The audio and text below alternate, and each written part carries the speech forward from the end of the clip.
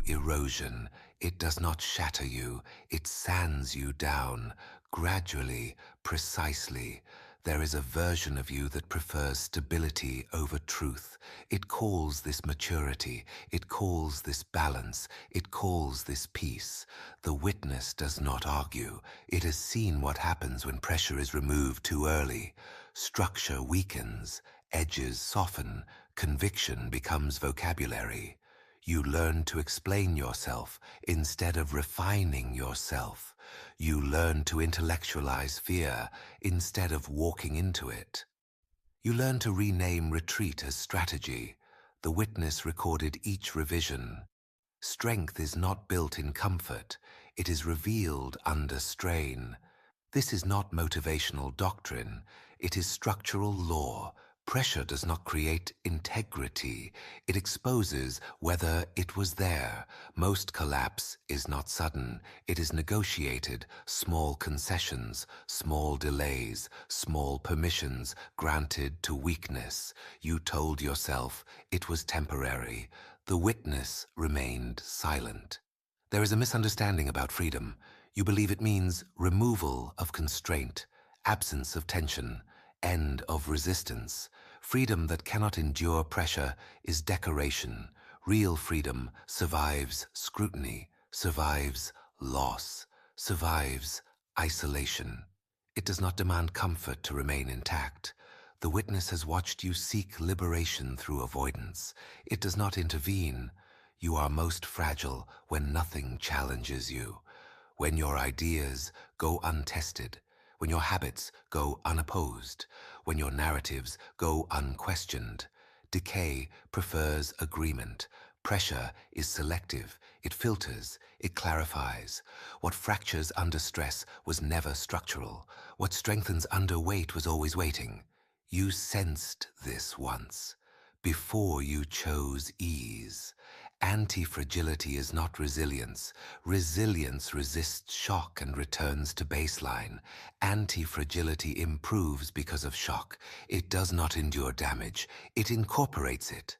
The witness recognizes the difference. You endured discomfort but refused integration. You survived loss but extracted no refinement. You mistook survival for evolution. The witness recorded the gap. There is a cruelty in pressure. It removes illusion. Titles dissolve, roles fade, identity thins. What remains cannot pretend. Most people avoid this moment. They retreat before exposure completes itself. They call it self-care. They call it boundaries. They call it discernment. Sometimes it is only escape. The witness does not condemn escape. It simply notes repetition. Knowledge without testing becomes ornament. Insight without risk becomes theater. Silence without examination becomes sedation. You learn to observe your fear without confronting it. You learn to describe your hesitation without interrupting it. You became fluent in your own paralysis. The witness did not speak. Pressure is not your enemy. It is the audit. It asks nothing aloud. It enforces nothing visibly. It reveals. When criticism arrives, what destabilizes you? When loss occurs, what dissolves? When isolation settles, what remains intact? Your answers are structural, not verbal. The witness reads them without emotion. You cannot think your way into strength. You cannot narrate your way into integrity. You cannot aestheticize your way into freedom.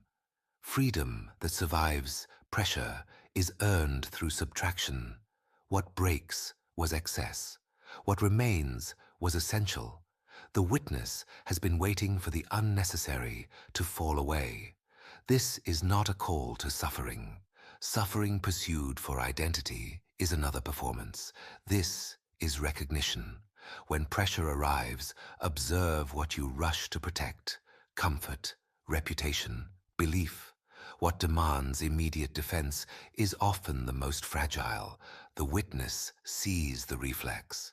It does not correct it. You are not defined by what you withstand. You are defined by what improves after strain. If nothing sharpens, nothing was structural. If nothing clarifies, nothing was anchored. Pressure does not ask permission. It only reveals. The witness continues. So, mote it be.